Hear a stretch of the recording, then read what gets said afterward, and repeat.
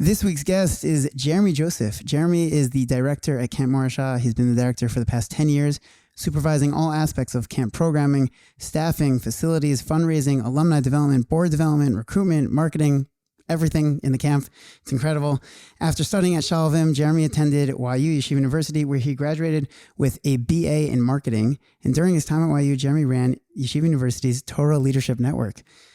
As you gear up for another amazing summer at Morashas, really appreciate you taking the time to talk to education. Yeah, my pleasure to be here, and humbled to be here after the first 11 or 12 speakers that you had before me. Thank you. I appreciate it. It's a pleasure. Pleasure's all mine.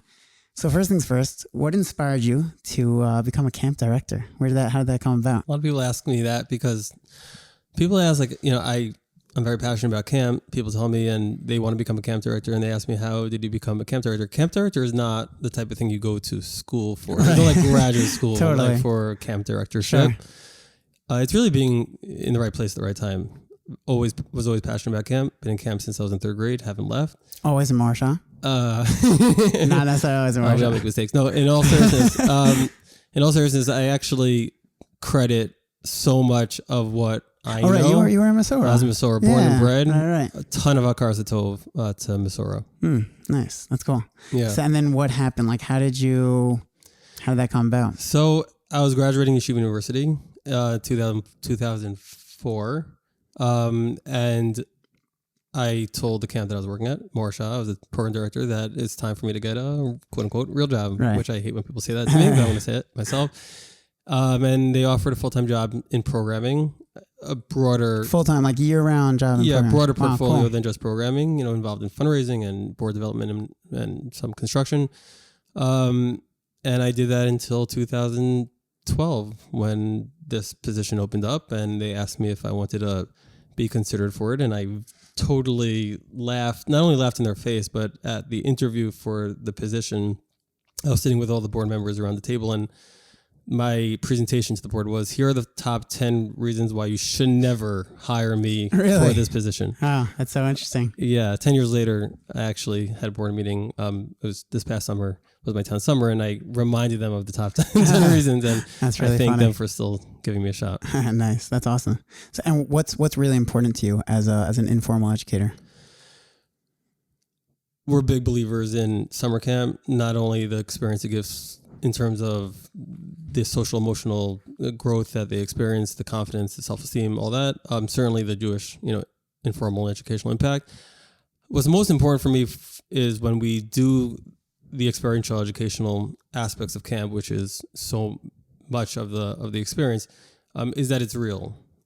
So much of informal education sometimes is, I found to be, for the lack of a better term, fluff. Mm-hmm. We have this theme and we want to create an informal educational activity and let's play tag. And then related to the tag will be activity. Avram Avinu. Like that, they don't learn Totally. anything actually from that. So when we're talking about informal education, I'm very passionate and serious about it actually being educational when that's the goal. What does that mean for it to be, like you said, real? What does that mean for you? That they're actually learning. That I don't only mean content. It could be Jewish values as well. Okay. But they're actually learning values or content, and it's not just something that we could post on our Instagram page saying that we did this and it had to do with Avram or Yaakov or whatever. Yeah, that's very cool. So when we're talking about informal education, we're obviously big believers in that. That's what we believe summer camp is all about, but it has to be real. That's awesome. That's really awesome. Wow. Who were you mentioned before that you have a lot of Akar Satov to Masorah. Who were your role models in informal education and camp directorship? Where did you learn all of this amazingness from?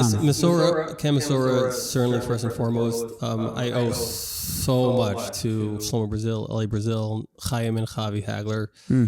So many of these people went on to start their own institutions in the school or camping world. Sure.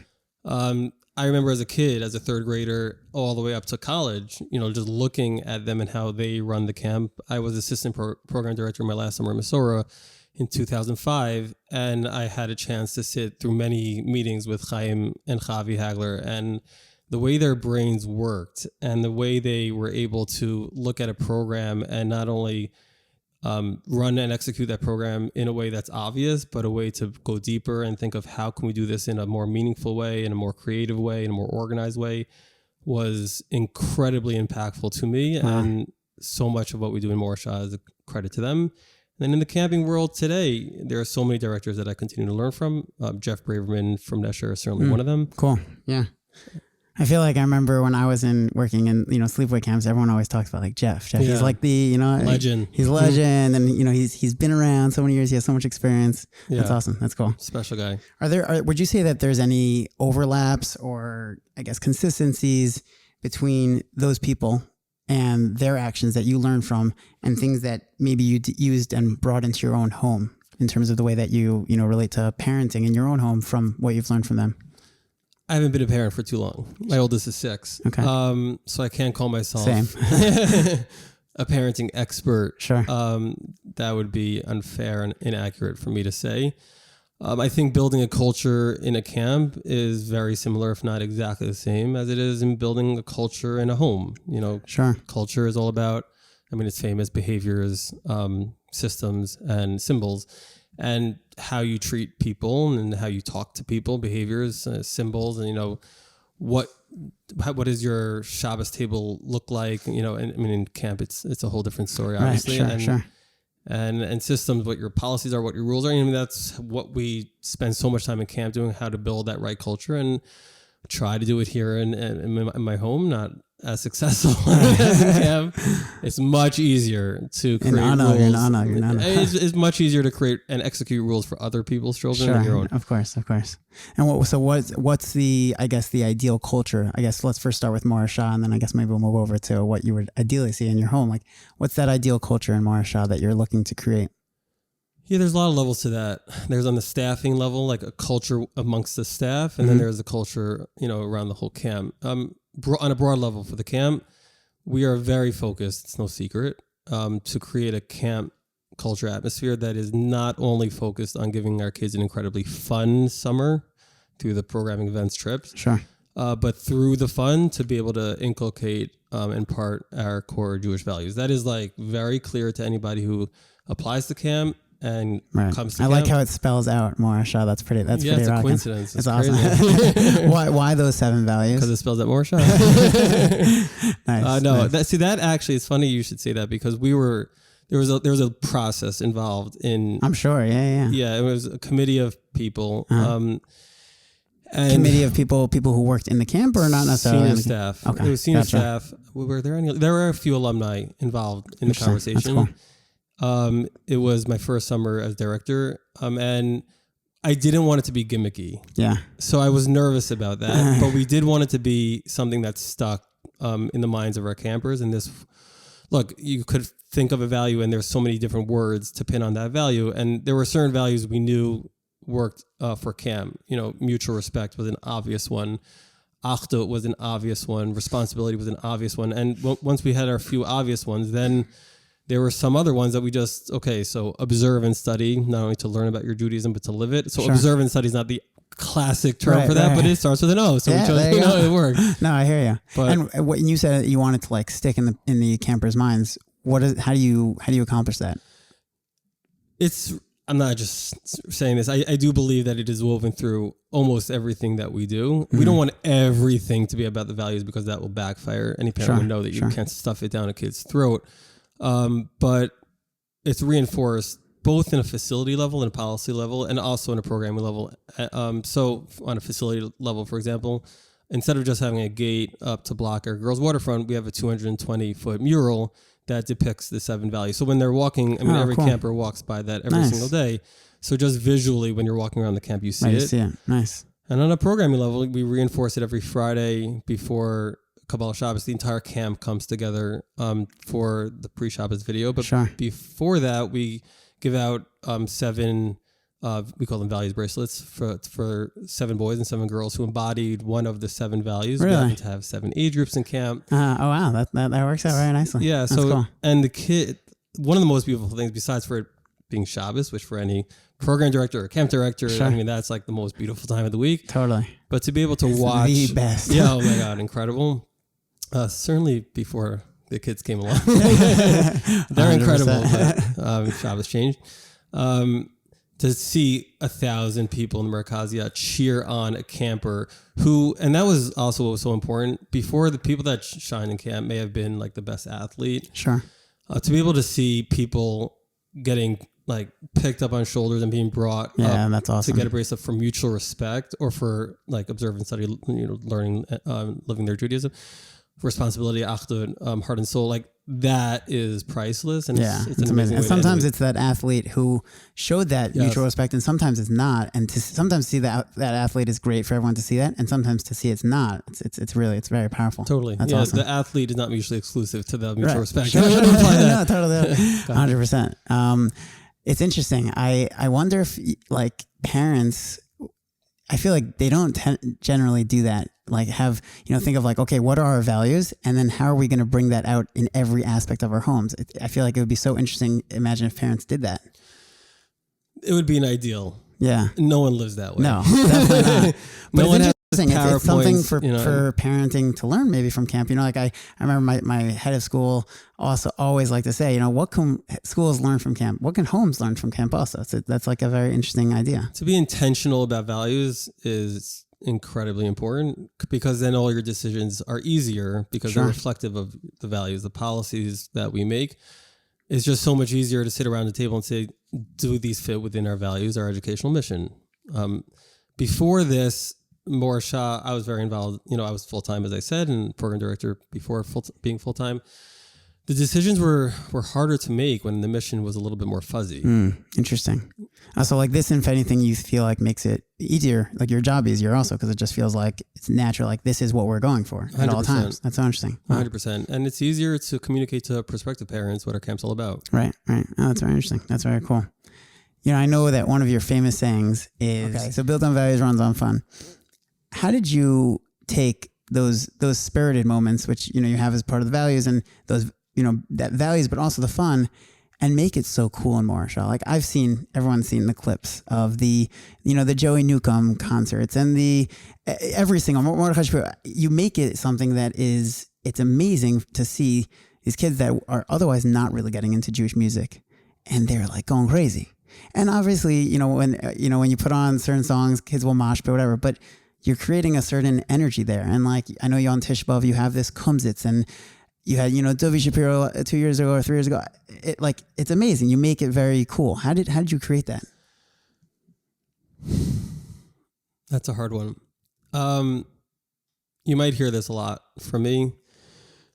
99% of it has to do with the staff. And when I say the staff, I don't mean the director or the head counselors or anyone over the age of 25. Gotcha. It's important, to run a professional organized camp, to have adults, obviously, but it's the people on the front lines, not only the counselors, sometimes it's that sports staff guy who's not in charge of the discipline. So we spend an inordinate amount of time and resources making sure that our staff on the front lines are cool, and passionate about this stuff. Interesting. I mean, that's something when you're looking for staff, you're looking to see who's into these things, to bring that ruach, to bring that energy to camp. When we interview staff, we tell them there are 3 variables that we juggle.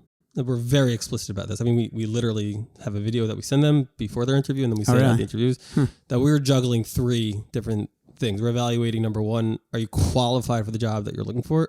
So if you're a counselor, are you caring? Are you sensitive? Number 2, are you a religious role model that embodies our values? And number 3, your connection to Morasha. How many years you've been in Morasha, siblings in Morasha. And we tell them, like, your connection to Morasha, and if you're qualified for the job, there's only one of 3. Right. If you're not meaning someone who never been in Morasha doesn't necessarily mean that they're not going to get a job. If they're incredibly qualified and they embody our values, they will get a job at Morasha. Right. And unfortunately, and we are not proud of this, and this is one of the most painful parts of the job, even if you've been in Morasha, if you have that third factor, you've been in Morasha forever, your parents been in Morasha, but you're not qualified and or you're not a role model. Yeah, and it's not a popular policy. Of course. But we know that the success of the camp relies on the staff on the front lines, because camp has this incredible potential of impact for good or for bad. Right, no, for sure. It's not just for good. It could have the opposite impact as well. So we put a lot of resources into staffing. Totally. I mean, I remember when I was speaking to Rabbi Benovitz on the podcast, and he was saying, I was like, how do you create that culture? He said, it's the madrichem. He said, it's the madrichem. He's like, we do certain things, we tweak certain things, but the madrichem is really where it's all at. So, I totally hear what you're saying, 100%. Talking about people who I learned from, I was in my 4 years at DRS were Rabbi Benefits' 4 years at DRS. Ah, nice. So nice. He's the man. He's lucky awesome. enough to learn from him as well. Totally. How would you say the camp experience has changed over your 10 years of being director, and also before that being program director all the way to now? Besides for just the fact that now you have those values that are built in, what other changes have you seen? Besides for the fact also world that or in Morasha? I guess both. I mean, I know that I've noticed, especially, I mean, being a program director in camp in different camps, I feel like every summer the level just goes up and up and up. So, especially with that, that carnival that you guys did last year and like all these things, like incredible stuff. So what other, are those the changes? Are there other things that you've noticed? Yeah, I mean, for better or for worse, there's been changes. And I shouldn't say for better and for worse, there's been changes. Sure. For sure. For worse, exactly what you just said. I think that there is an impossible game of keeping up with the Joneses or like raising the bar. Very much so. Now, I remember we spoke about this when we spoke a couple of years ago about those trips. Yeah. It's crazy. It's and like we're guilty. We're a guilty party in this. I know. No doubt about it. But it's also the context in which we find ourselves in. The world is different than it was 25 years ago. Right. It is. Yeah, very much so. So one of my biggest regrets, or one of the things I think we need to work on more at Morasha, is not necessarily changing the way we program these events, but I think we need to do a better job communicating what I think is the better in terms of the shift in camping, which is, I think camps in general, certainly Morasha, but I think camps in general are much more mission focused. I think there's a much bigger understanding that camp is a place of Jewish impact. Sure. And I think camps across the board are more plugged into that. And parents are looking for that. Right. So that conversation is much more. Yeah, the impact that you can have on a kid from a summer can be much more than they have. And I'm a school educator. You say this in your introduction to your podcast because I was driving to and from camp yesterday, and I pulled up your podcast to prepare for today, and I listened to a few episodes, and I heard the introduction. And part of the introduction is kids could learn so much more in the home potentially than they might in school. I mean, that's what camp is. Camp is a home for 2 months. 100%. I mean, someone who, as a previous program director in different camps, I fully believe it. It can't, the impact, it could be life changing what you can have in a camp experience. It's incredible to see it. I've seen it so many times. It's amazing. And it took, we appreciate you bringing on a camp director to this podcast because it's a clear recognition that camp parenting and schooling are all part of the educational process. 100%. Yeah, no, for sure. What would you say is so actually, wait, let's go back to that, so you're saying that the goods and the bad, the different things. Yeah. The good, I think, is people are much more mission focused. And I think that's the good. Is the keeping up, is the trying to one up. Gotcha.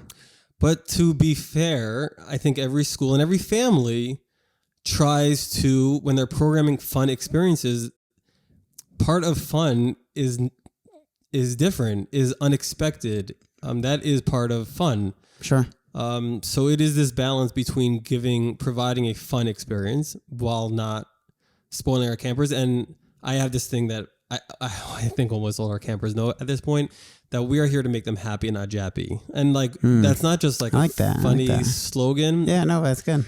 But it's actually part of our philosophy. And when we're sitting around the table talking about programmatic policy or facility decisions, there is this question, happy or Jappy? It's an actual conversation when we're talking about air conditioning and bunks in 2019. I remember when all the camps were, and we was like, well, Morasha did it. So, But that was a happy or Jappy conversation because I fought it for years. I thought not to have air conditioning. Interesting. Camp, I thought that was on the Jappy scale. Yeah. But my girls' camp mom, Jenny Levine, incredible woman, at the last day of camp in summer 2018 said, Jeremy, I know you're anti-air conditioning. And she's from South Carolina. I mean, if you find anyone who's more wholesome, totally, then it's Jenny Levine. She told me I had to come in a bunk on the last day of camp. And I came in a bunk. And that's part of I think leadership is actually being in the trenches and not just having your philosophies from your office, your air-conditioned office, by the way. And it was, I would never want my own child. It was suffocating. Really? I would never want my own child to be in it. And at that point, we decided that this isn't a Jappy thing. This is a health thing. And I truly believe that. And that same summer, we went no device policy. So I felt like that was like a good balance. That's funny. That's very funny. That's very funny. What would you say is the secret to Morashas' success?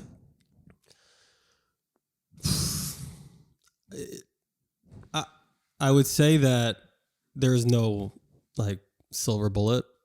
There's no one answer to that question. We could talk through multiple all the different things. I mean, that's a whole podcast in and of itself. It's true. It's more of an organizational question than an educational question. I think primarily we have a personality as an organization, never rest on our laurels. Like we are very driven to always improve.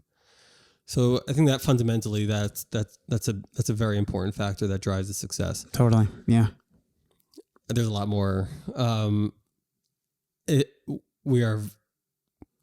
think a lot of it has to do with the mission that I just told you about, having that balance of fun and values-based experience. I think it's unique, and I think the fact that we're able to do both very well, and that's a credit certainly to our entire staff, programming team, operations team, campus staff, and the director. You Baruch Hashem have had a lot of success there. What would you say? What would you attribute your success to?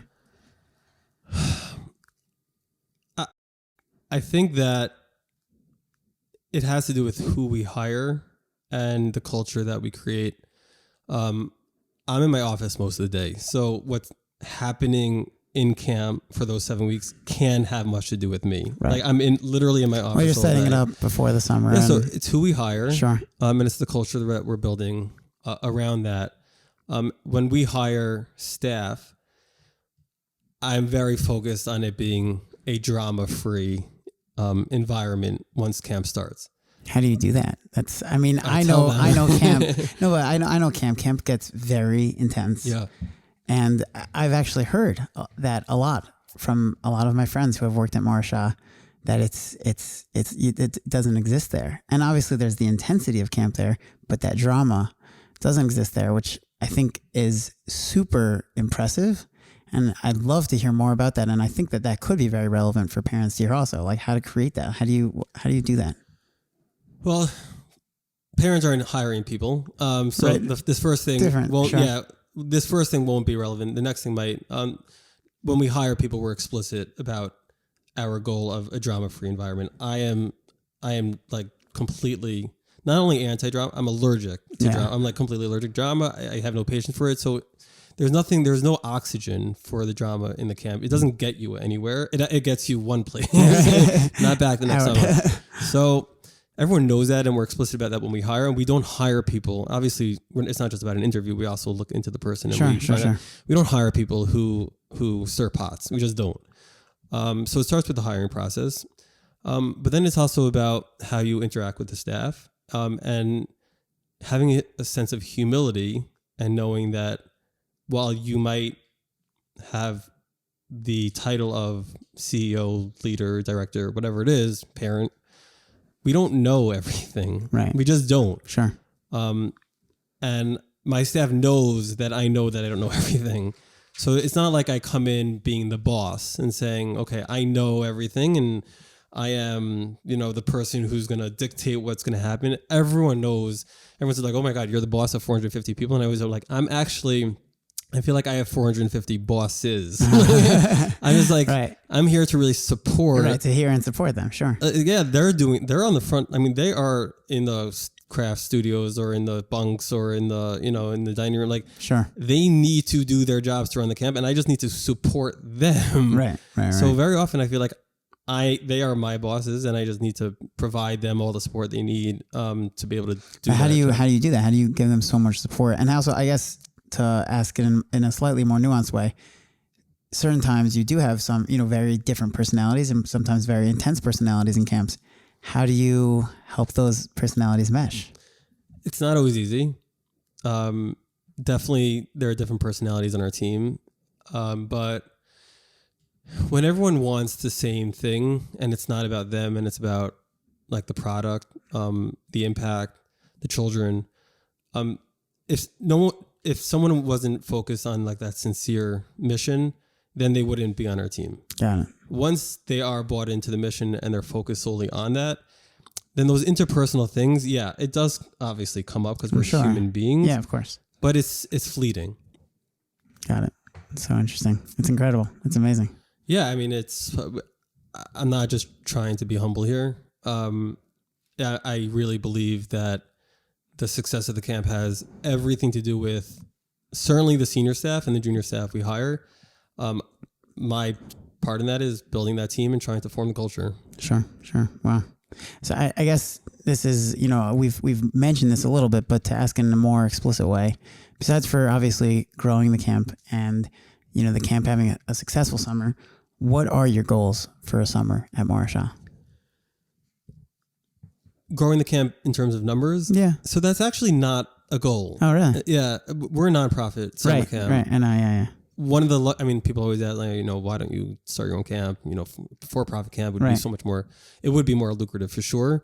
But one of the things I love about working for a nonprofit summer camp is that I don't get takes that all away. Paid anymore if we have 4 campers. No, it's a positive. If we had 4 campers, I probably wouldn't have a job, but 400 campers or 1,000 campers, it just doesn't impact. So we're really able to make decisions that are not about growing the camp, right? But it's really about how to have, accomplish the mission of the camp. That's great. So that dynamic, and also like when people are asking for resources, it's not like, hey, Jeremy, can I have, like the whole dynamic is different. Yeah, totally. So what would you say is, your ideal or successful summer at Morasha? It's whether we're accomplishing everything that we already spoke about. Right. There are summers that I sense that we're not accomplishing it as much as others. And we have serious conversations about that. The years prior to the no device policy summer, I saw a lot of kids on their iPod touches, iPads, whatever it is. And I didn't feel like they were getting the experience that we were, discussing in January around the table, Right. So one of the nice things about camp is that we're able, and like I said, working for a nonprofit, and having a team that's very passionate about this, is that we're able to have conversations about like a no device policy. And in that meeting, there were like explicitly conversations about, but we're going to lose campers. Mm-hmm. And then everyone said, but that's not what we're here for. Right. That's and cool. in the end of the day, cool. That's awesome. In the end of the day, that's what parents really want. Whether they know it or not, I think deep down inside, they view camp as an extension of their home. And they want to send their kids to a place that shares their values, or, going to be a positive place for them to grow. Sure. How does camp make the chinuch slot different than it is during, than their regular class or shir that they're sitting through during the year, to make it, more exciting, more engaging? I haven't been in class in a long time, but Camp Chinuch is something that we've been looking at for a long time, the formal aspect of it. Sure, yeah. We made a major shift in 2018 away from the classic camp Chinuch model. Typically, classically, there's a chinuch staff department, a separate department in camp, and they would come in and teach, 3, 4, 5 classes. Right, I remember when you guys made the shift, right. It was transformative. It is transformative. I think it was one of the best things we've done in the last 10 years. Just for the listeners who don't necessarily know. So can you describe that shift a little bit? So instead of it being an independent department of educators, phenomenal educators that we had, who would come in and teach 4 or 5 periods, we would always ask those educators, can you get involved in the Chagiga? Could you get involved in Bracha Achrona? Could you get involved in the Mishmars? And they're all like, very willing, talented people, but they had no address. They're like, I teach a 3rd grade class, a 5th grade class, a 7th grade class, a 9th grade class. Like, I'm going to go to the Chagiga, and who am I going to dance with? It was awkward, understandably so. For sure. So what we did was we decentralized the chinuch staff department, and instead of having a separate department, we embedded chinuch staff members full-time in every division. So instead of a division only having a division head, now every division has a division head and a chinuch head. Interesting. And what does that mean? So the division head is overseeing everything logistical, programmatic, discipline, day-to-day runnings of the division. But hand in hand with the division head is another adult who's focused on everything educational, inspirational in the division, which was so beneficial in so many ways. And we don't have enough time to go through all the ways, in addition to having another adult presence in the division, which is always helpful. That's amazing. The division heads are so busy that unfortunately this most important aspect of camp, of the inspirational educational impact of the campers, could sometimes fall through the cracks if the division head is too busy with the 10,000 things that are happening on any given day. Right. So to have somebody full-time embedded in the division who knows the kids, not only the kids, but the counselors as well. Oh, interesting. And learns just with those kids and dances with those kids and bracha chronas with those kids. The go-to chinuch person. That's good for that division. That's nice. And the most beautiful thing about it is that now when I see kids, around town, they don't only ask me, oh, who's our division head this year? They ask me, who's our chinuch head this year? Really? Wow. Which that's is so nachas. cool. Yeah, that's awesome. That's amazing. Wow. That's an incredible change. Wow. Shifting focus is a little bit, Morasha is known for incredible programming. Every program you do is created with real excellence, really like from A to Z. What's your methodology? When you're going to create a program, if it's maybe something new that you've never done before, because I know like there are certain staples at Morashas, but every year you try to introduce something, one or two or three or more new programs. What's your process? What do you go through? And I guess that's another whole. It's a whole podcast. It's a whole podcast. But I guess, I would just say specifically looking at it from the perspective of how are you creating these programs that are so impactful on your campers' lives? So I would just say, whomever is interested in that could read a book called The Power of Moments. Oh, interesting. Yeah, sure. Amazing book. Yeah, we've read it. I actually bought it for our entire admin team to read. Nice. And a lot of it wasn't it was more confirmation of a lot of what we were doing.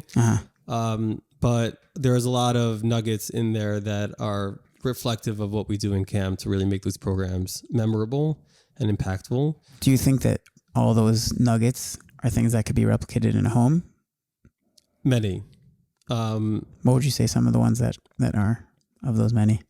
Or maybe all those many?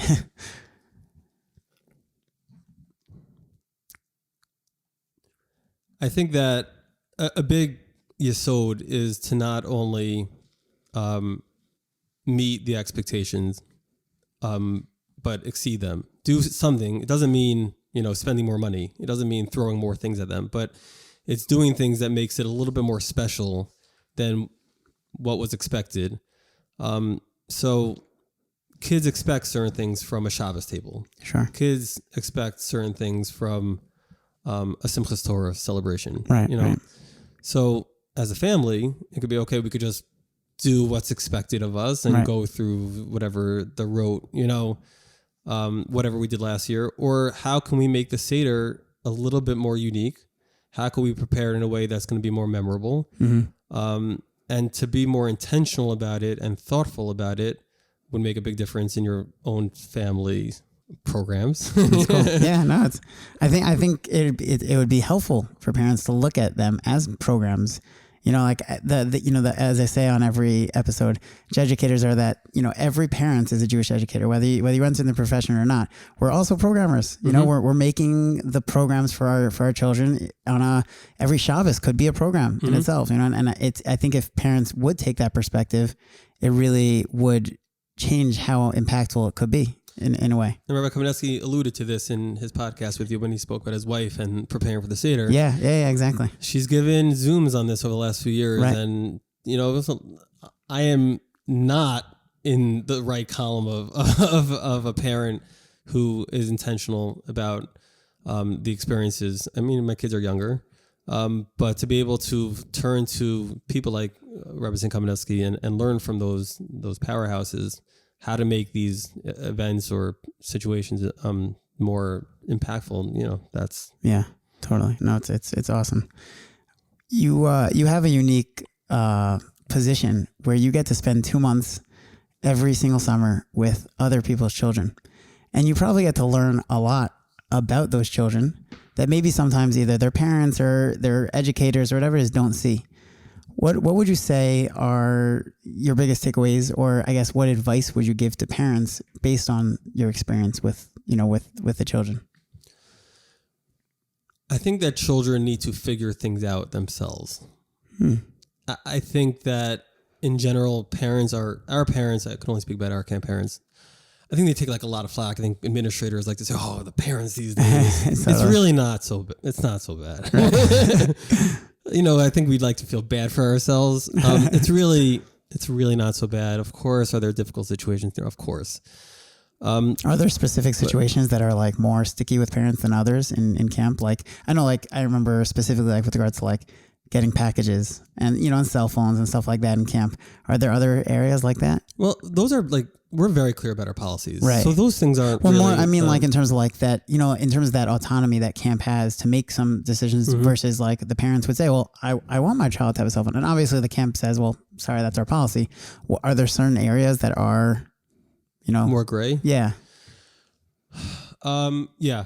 I think that when it gets to bunking... yeah, I know this is a big... yeah, I think that's an example of just... everyone wants what's best for their children, but kids learn when they either make mistakes or when they're not in perfect situations. Right. I mean, this is obvious, but I think when there's most tension is when we feel like this is what is best for the child, even though it's not perfect. Interesting. And very often I want to just say, just stay away. just he or she will do better if you just let go. Right. Is that what you mean by when you were saying before, like parents need to just children need to be able to just figure things out on their own? Yeah. I'm a big believer in that.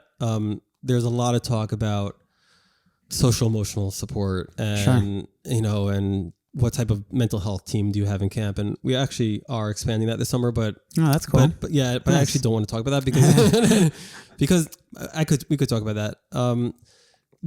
I view those departments in camp as like real either traumatic experiences or situations that require real professional support. Sure. The reason why we haven't had a major infrastructure of mental health professionals until now is that I'm a big believer in these kids, counselors, staff really being able to figure things out themselves with our support and not us swooping in there and creating bigger that's so interesting. emergencies than 99% of the time. So it's more intentional. Yeah. So why the shift now then? There are. I know it's becoming more of the trend in the camps that they. That's not why. But that's not. Trust me, definitely not why. There are some situations that do require real professional support, and it would be we feel like it would be beneficial sometimes to have a psychologist or two sit with either a child or two or a staff member and rather than having them come up for like a specific situation. You're saying just have them there. Yeah, and to be able to train groups of staff or groups of campers more on a reactive basis than a proactive basis. Interesting. But in general, I do think that too often parents or sometimes these professionals try to come in and swoop in to try to save the day or create bigger problems when the kids could just figure it out. And that's what camp is really all about, which is why we don't have the cell phones and we don't have the instant emails. Parents are able to email their kids, but we don't have the other way, the instant, and that's intentional also. We just want to give kids the ability to figure things out themselves. That's really cool. It's nice that you create that environment for them.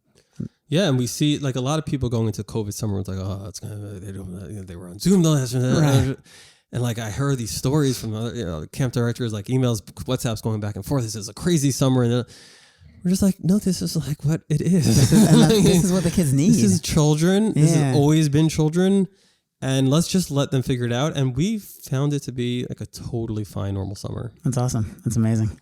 Baruch Hashem. You mentioned before that. One of the main components is, the lower staff, I don't know if you call them lower staff or the junior staff, the staff who are in the trenches.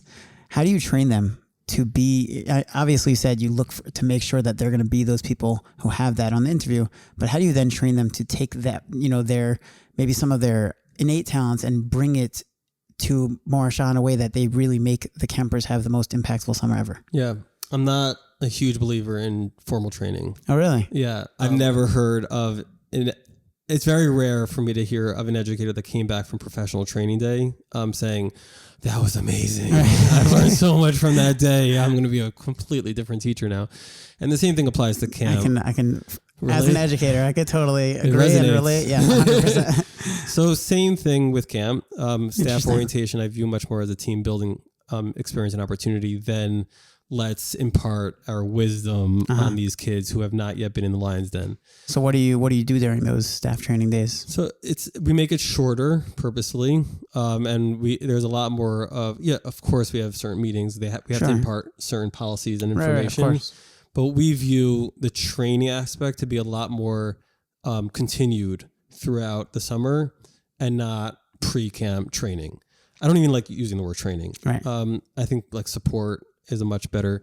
I think it was Robert Kamenetsky on your podcast too that said, "I'm not the sage on the stage, but the God on the side." Yeah, I love that. So that concept that for us to get on, in front of me like, this is how you should be a counselor. It's not going to do anything. Also, these kids are 11, 12. Yeah, they're high school kids.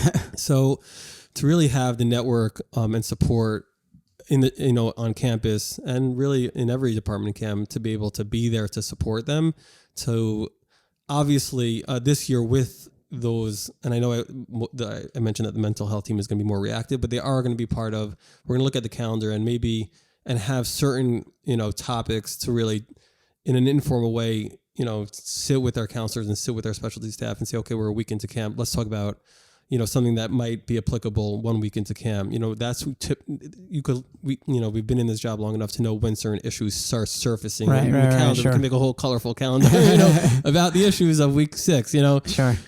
So to look at that calendar and to really create a curriculum around that, to really guide them, but not in like not in like a didactic way, not in but in a way that's really supportive for the counselors. That varies by age, that varies by position, that varies by the age, not only of the staff member themselves, but the kids that they're working with. That's a big goal for the summer. That's very cool.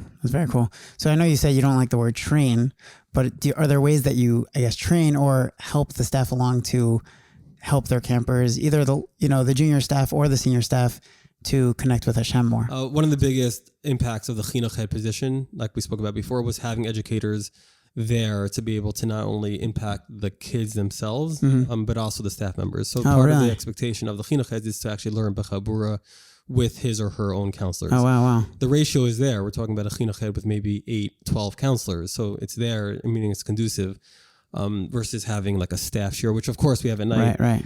And then we have like actual programs like the learning track, where we have built-in morning seder and night seder for staff. Interesting. And what about for campers to connect with Hashem? I mean, obviously they have the chinuch slot, but that's the whole camp experience. Yeah. What do we do?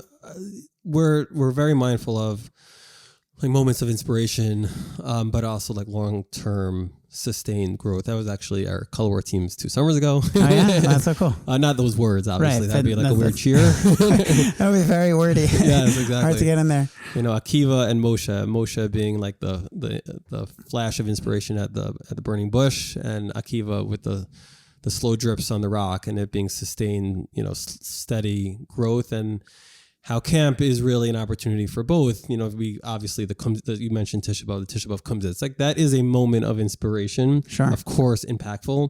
It's going to inspire that kid that night. But what does that mean? In a few days, a few weeks, and a few months from then. So the focus isn't only those moments of inspiration, but also like how can we have longer term impact, and a lot of that relies on the relationships with the counselors. Interesting.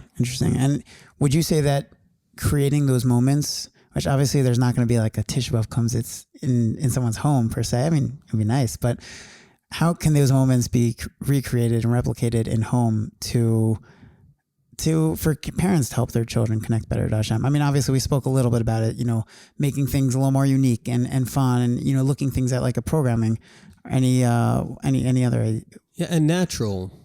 What do you mean? I mean, we spoke so much about, the Seder and Shabbos table. Kids, as I said already, they don't like to be, they don't like to have this stuff forced down their throat. Right. So to be able to create learning opportunities when they don't know it's happening, that is obviously the most impactful way to do it. Sure. Yeah. So to be able to think of opportunities in the home to be able to do that. I mean, I have young kids, but I am mindful that when I'm going out for Minion, I tell them like, oh, Daddy's going out for Minion. I'm coming back. And I'll help you when I come back, so that they learn that part of Minion a routine is nice. Minion. That's very nice. To be more explicit about it, so that again, I'm not forcing them anything on them right now. I mean, right. 6, 4, and 1. Right. But for them to know that is part of our routine in this house. That's cool. To talk about it, and to get them excited about things without, again, forcing them to do it. I'm not a believer in forcing my kids to do anything. That might change when they get older, but right now, one day at a time. Sure. Totally. I'm sure over your many years in camp, you've had to deal with challenging campers. What's your approach? What's your approach to discipline? And just in general, what's your approach to dealing with when challenging campers come up and situations come up? Never happens. It's Camp Morasha. It's the hardest. Yeah, of course. It's the hardest part of the job.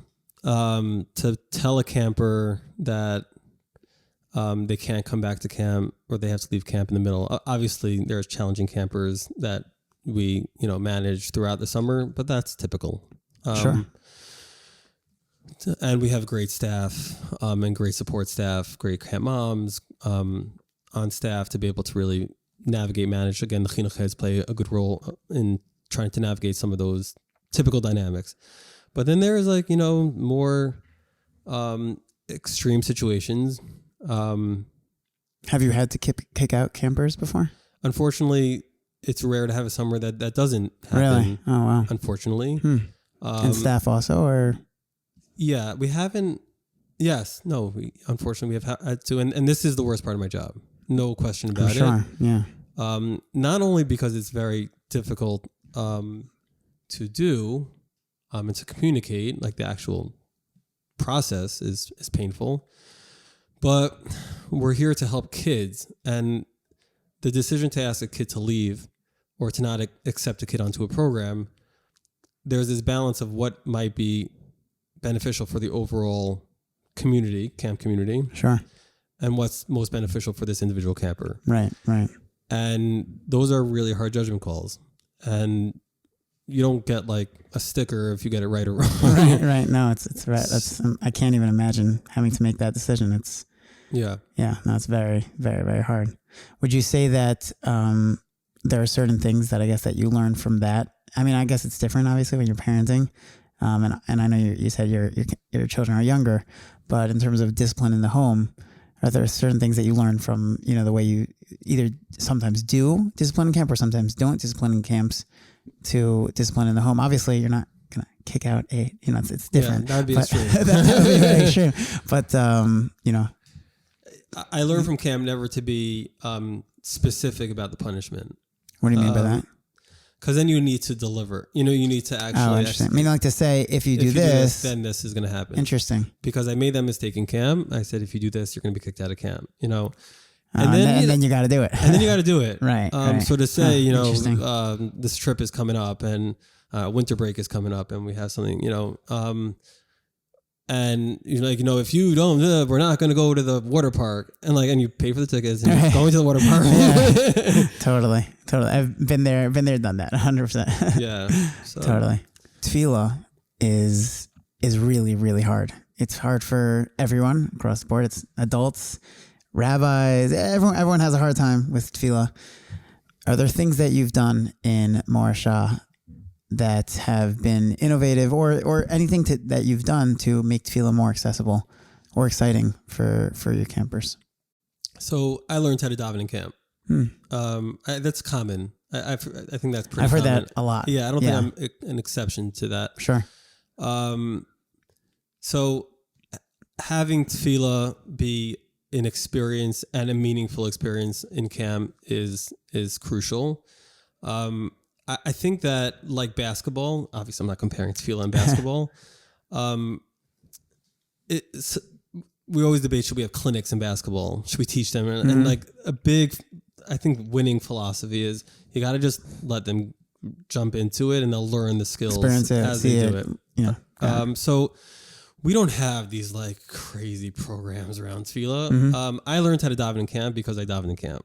I learned how to daven in camp because I learned, what Modim is, Kedusha is, because we had a minyan and that's what we did. And that's how I learned how to daven. So the chinuch heads, a part of their, I keep on talking about them, part of their responsibility it shows that that's really such a part of Morasha. It's amazing. It's special. It's hard to remember how we ran things with that prior to that. Part of their responsibility is to design a tefillah that's meaningful for their campers. And that looks different depending on what age it is, what gender it is, so I leave it up to them.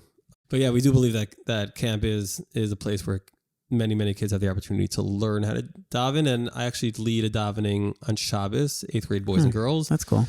Yeah, it's one of my opportunities to actually get in the trenches a little bit. Yeah, nice. And they're in 8th grade already. Yeah. And they don't know Kedusha. And I don't know what's happening. I hear you. How they don't, but it's consistent. It's not like certain age, certain summers, it's consistent across the board. They don't know Modim D'Rabbanan, they don't know Kedusha. So to be I walked over to one of my students a couple of years ago and I was like, hey, do you want a sitter? And he's like, Rabbi, I got one. I'm like, that's a Tehillim. But at least he had a Hebrew book. It's true. He's like, oh, I really thought this was a sitter. I'm like, okay. Yeah, I'll teach you what the sitter is, we don't force, this is spoken about a lot. I think Rabbi Konesi spoke about this too. We don't force them to say the words. We force them to have respect to the tefillah. Sure. But we don't force them to be passionate about that. We hope that comes by watching their chinuch, watching their counselors. Gotcha, for sure. Who would you say are your role models in terms of parenting? I feel like everyone says their own parents. and it makes sense. Makes sense. Yeah, no, those are the parents I know. Yeah. But I would say that we've probably also learned a lot over the years dealing with so many different parents. Yeah. Also. So I would bridge the two. My parents were excellent. They're excellent parents, Baruch Hashem. What does that mean? So I'll tell you, for me specifically, and for the job I'm in specifically, I actually just spoke about this at my 10-year anniversary cool. situation. Nice. Camp and the mission of the camp is actually very reflective of my two parents. It's not a far stretch at all to draw a line between the mission of the camp and my two independent, parents. Really? My mom is very aesthetically attuned, very into doing things in a way that's above and beyond perfect, classy. Wow, that's cool. That's my mom. When it came to our simchas, when it came to, she was incredible at really creating an event and having every detail. And my dad is, and this is mutually exclusive, although my dad doesn't have what my mom has. I don't want to imply that my mom doesn't have what I'm about to say, but my dad, he's very values based, very. Cool. So the mission of the camp of fun and those values that are in Morasha, or other values that he's given over to you. Yeah, different values. I wouldn't say, he's getting on the bench and having his heart and soul. Sure. That would be. What are some of those values that you grew up with? Honesty, menschlichkeit, respect, tolerance, to name a few. To grow up in a home that has puts a lot of emphasis on values, but also this professionalism. Merging those two together is really, I credit a lot to my parents in terms of executing those in the home that we're now creating in camp. In terms of learning from the camp parents, the best parents, and this kind of is continuation of what I was saying before. The best parents are the ones that, I don't want to say allow us to do whatever we think should be done. Sure. But it's really they value a partnership. Sure. That they don't feel like they know everything, and they are humble enough, and we, the camp, are humble enough to know that we don't know everything. The parent might not know everything, and we are here to work together in the best interest of the child. And those are the best parents.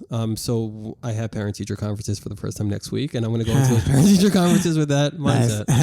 Nice. How is that partnership created between camp and parent? The parents know that we are very interested in their input. Mm-hmm. A season does not go by without multiple surveys that are sent home. Okay. And they know that we're very transparent about the fact that we aren't perfect. Like, I don't get why everyone doesn't just say we're not perfect. It just de-arms, like just disarms. Totally. So they know that we're acknowledge that we're not perfect and that we want to become better and that they are a voice in that input. And we also make it clear that we value that voice, but they're not the only voice. Like, we say that explicitly. Your input is important to us, but please understand it's one of several, streams of input that we're getting.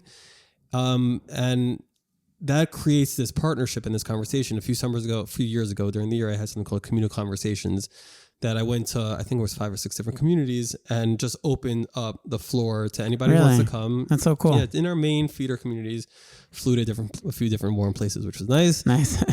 We should do it again. We have communal conversations only in LA and Florida this year. Nice.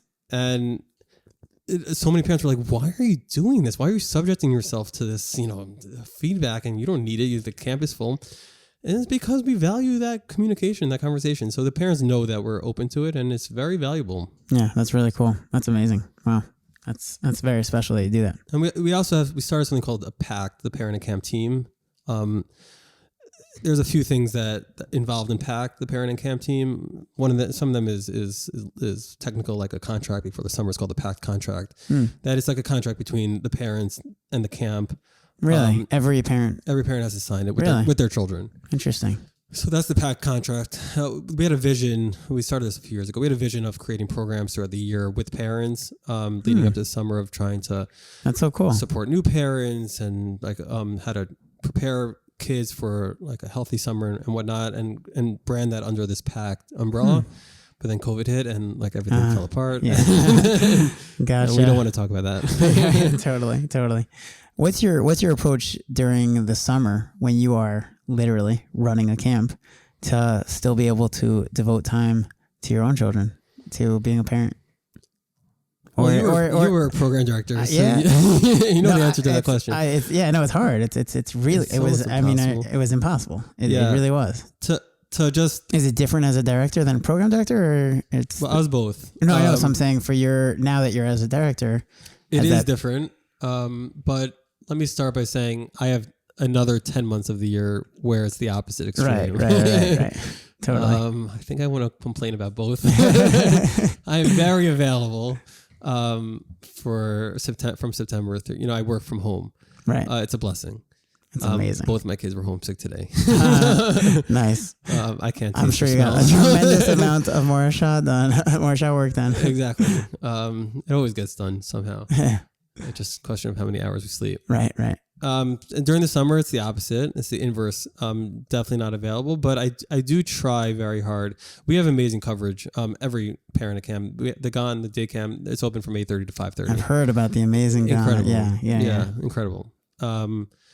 So we were beneficiaries of that. We inherited it. It's been an amazing day camp for many, many years under Vivian Rosenberg for many, many years. As your dad, is the beneficiary of that for 10 months. Yeah. So there aren't many, and so it's really, they're finished at 5:30. From between 5:30 and 6:30, I do try. That is typically when everyone else is with them. Right. The office usually is a little bit quieter. I do, and I live right near the office. So I do try to help with baths, dinner. Wow. That's impressive. My wife's a division head. So Oh, really? Yeah. No, that was very important for me. Really? Wow. That's so interesting. How do you both do that? Like, wow. Well, it was important for me for her to be as busy, if not busier than I am. Right. Hamavin Yavin. Yeah, no, I actually completely get that. I really do. Yeah. But in terms of with the kids, that's hard. It's really hard. We have, it's 2 months a year that we have great support between the day camp and pre-hours, post-hours. We do. We wouldn't be able to do it without it. But we want our kids to remember that they do have parents who are Jewish.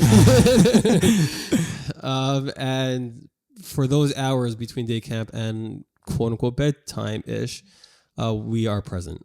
That's really nice. I'm not present every single day, and depending on what's going on in camp, and what kid did what earlier that day, but more often that's amazing. That's a great model, I think, to all the parents who don't, necessarily, they, work all 12 months a year, busy jobs, but they come, to be present as parents, no matter how busy you are at work, running a camp, to be able to take that time, I cannot say that when I was program director that I was able to do that, which it's harder. Program director is a whole different dynamic. Yeah, and people totally. rely on you 24/7, Right. not as much as director, but the kids love golf cart rides. So usually for that hour, that I'm is just it, yeah. driving around, which is also nice because I can't hear my cell phone when I'm driving. So that's, Right. it's a good For me, it was like, distractless. I would drive my kids to dinner and that was like, good to see you guys. Have a great night. Have a great rest of your day. Yeah, and there's a lot of guilt surrounding that. Totally. If you could change one thing in the education system, it could be informal education, it could be formal education, it could be both. What would it be? So we only see these kids for 7 weeks in the year. They seem to know how to build robots, but don't know how to spell. So, Really? That's so I interesting. don't know. I can't judge. I just can't. I'm not in it. And who am I to judge formal education? Sure. God forbid. And all the educators I know running these schools are unbelievable. They're giants. But something seems to just be missing in the basics of education. Really? I just, again, Which basics are you referring? I know you said before tefillah. Tefillah, just how to articulate oneself, how to, like I mentioned, spell. Really? This Wow. is more the we don't email with the campers, but when 11th graders, 12th graders are applying to be staff, if you're applying to be a counselor, just learn how to spell the word counselor before you send that email. That's amazing. So it's like this funny reality that they're just involved in so many impressive things, like I mentioned, like the STEAM, the STEM. I don't even know what this stuff is. Yeah. It's not my field. But like the basics of just knowing the basics of Yiddishkeit, of halacha, of certain secular studies, it just seems to be getting lost. It's so interesting. Wow. There is. I'm not going to get detailed in this. Certainly not. There you could see some After the podcast. Yeah, certainly. You put it in the notes. Like certain communal trends that we see when we're interviewing. That Interesting. Because it used to be when we did interviews in person, we would go community to community, and we certainly saw trends. Really? Yeah. Would you from say, community to did that community. fit into that category of Jappy versus not Jappy, or not necessarily? What you were talking What about do you before. Like certain communities, you see the more. I mean trends in terms of, obviously there are trends potentially there, but I meant in terms of how one can articulate oneself. Oh, really? Interesting. And how one, carries themselves. That's so interesting. Yeah, there's on an educational level. I wouldn't think that would vary by community as much as that would be that. Wow, that's so interesting. That's fascinating. There were clear. There's clear consistencies between the schools that kids are coming from, and these types of things. Basic educational. Yeah. So interesting. Wow. I know that you mentioned that Morashas is device free. So I feel like every time I ask anyone this question in terms of what's the biggest challenge in terms of educating informally, formally today's youth, teens, everyone always likes to go to technology, which it's true. It's a major thing. But being that you don't necessarily have to see that so much in camp, any other things that you're noticing are really the biggest challenges right now, besides from maybe them not knowing how to spell or daven? Talk. I was gonna say technology. Okay, if technology is taken, then I would say apathy. Interesting. That's actually the educational theme this summer. In addition to the core values that exist every summer, we have an educational theme that we zone into. Cool.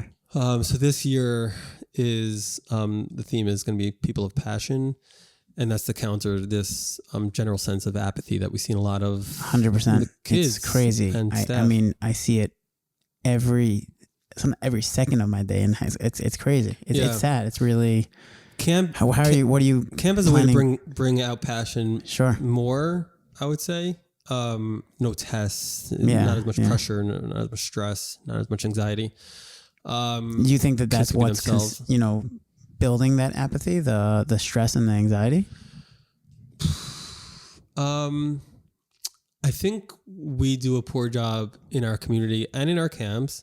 Not all our camps. I think Camp Stone, Morashas do an excellent job in not empowering our campers enough. I think that a lot of it is they're consumers in the programming and not active participants in a lot of the programming. Interesting. And when they're consumers, they're not as passionate. It's just like the science of it. Interesting. That's very interesting. Camp Stone, right? They do an incredible job. Yeah, they empower. Now, there's always balances and trade-offs, and we're not able to program at the level we do if like third grade girls are running it. So totally. And also, you can't necessarily always empower every single child to have a role or to have a say. Exactly. In so everything. there's that balance. That's hard.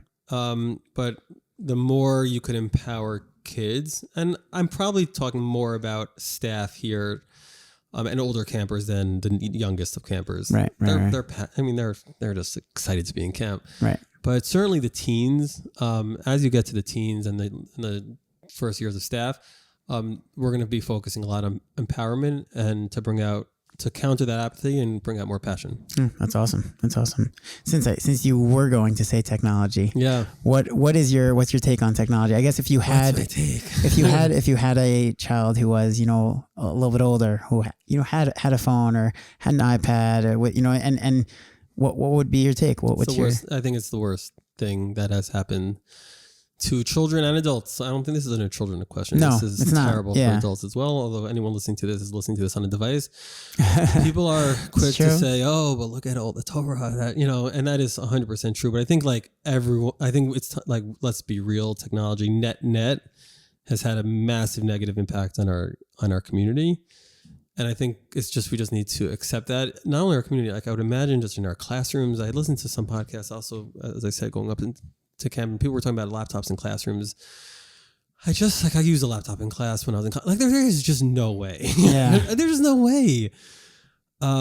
My best classes in YU when I was in college, and at that point we had laptops, we had smartphones, was a medieval Jewish history teacher who wrote on a blackboard, like wrote with chalk. Right. It may have been a whiteboard. Right. That's awesome. Not a PowerPoint, not the slides. This isn't my field. I'm not a professional in educational technology. But I think we try to say technology helps in these areas. So technology is fine in our communities and all that. I think that we need to realize that for the most part, it's incredibly detrimental to so much, not only education, but relationships, ability to focus, ability to get things done, that we just need to have a serious conversation around that. Totally. I used to be a major texter, and I realized at a certain point, especially as I started getting more and more into the work field, you get nothing done. So I remember my friends even said to me, yo, you used to be an amazing texter, and you responsive. Actually noticed that. And I've dropped off on purpose. Yeah. I had to change it because I was never getting anything done. Every night when I get home now, I have my phone set to go on to do not disturb from the time that I get home until my kids go to sleep. Yeah, kudos to you because nothing's that important.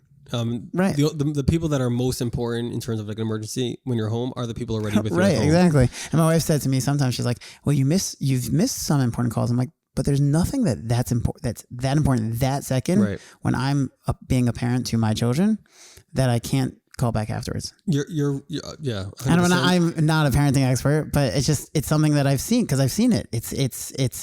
It really takes away all of your attention. It's like you said, it's very detrimental. Very detrimental, and it's hard because you mentioned some of the reasons why parents, appreciate Morasha. I think one of the other things that we try to be good at is communication and quick, instant communication. Yeah. Parents appreciate that, especially during the camping season when they're far away and they're nervous. Sometimes, understandably so, for real, legit reasons. So to just say, I'm not, some camp directors do have this philosophy. And they have this auto response. Yeah. I am away from 8 o'clock in the morning to 9 o'clock at night, engaged with the campers. That's beautiful. It happens to be no. No, it's not true. It's not these are parents, and they need answers. Yeah. So I think there's certain times of the day when it's important for you. You just can't be plugged in 6. It's just not healthy. And I am horrible at it. And it's one of the areas that I need to learn from you. I don't know. If you weren't the director at Camp Morasha, I know you mentioned before, at one point you're like, okay, it's time for you to get a quote unquote real job, which I'd say you have a very real job. But what else? What would you be doing? my contract is up for negotiations. Just kidding. I hope my board's not listening. What I love about the camp job is that, they say sometimes CEO, like chief everything officer. Mm-hmm. Like that is the camp CEO is everything officer, not executive. Like because I'm able to be involved in so many different things in camp, not only programming, but marketing and staffing and education and values. Right.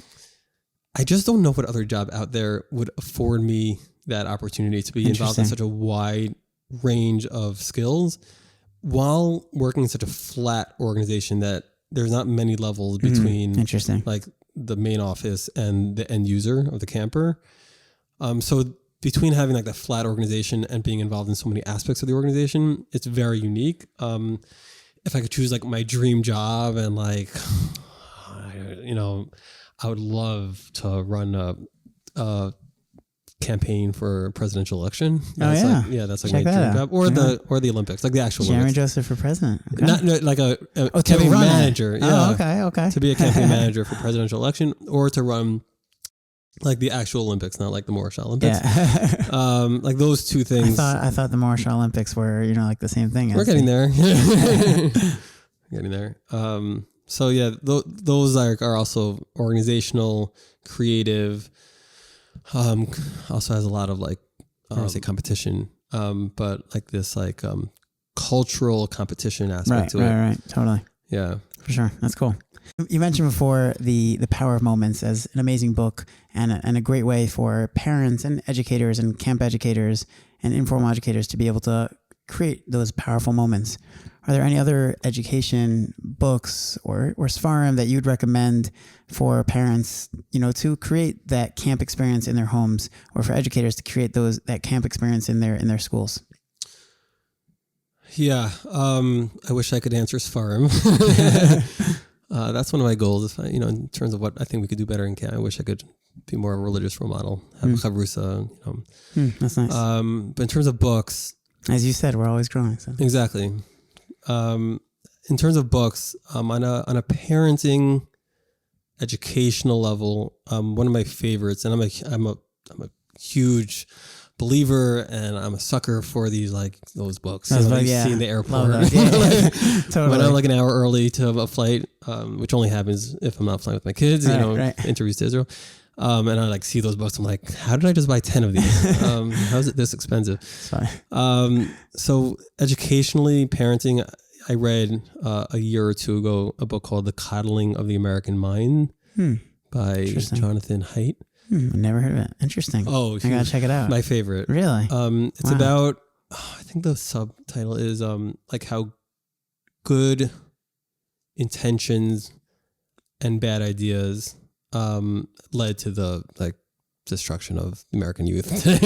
Wow. Not that intense. Definitely got to check it out. Sounds interesting. It's incredible. It goes back to what I was speaking about before, about how there's so many ideas that are well-intentioned for the sake of the kids, and everyone's like rallying around these ideas, but it really is destructive for our youth. It opens up, and this is something that camp people and school people could appreciate. It opens up with a metaphor with the peanut-free zones in schools, and how that was all to protect the kids with allergies, but the impact that had in terms of making kids even more allergic and more severely. Interesting.